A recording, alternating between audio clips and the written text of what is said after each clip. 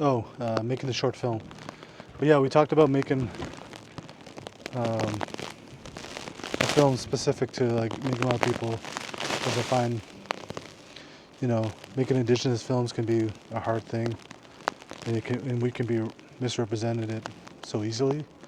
There's really no one out there making Mi'kmaq films that I know of.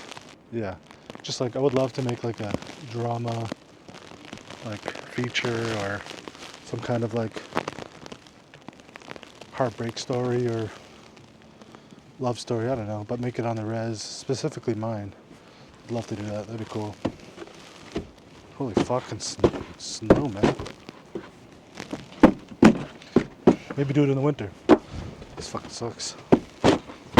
Jesus. Oh my god.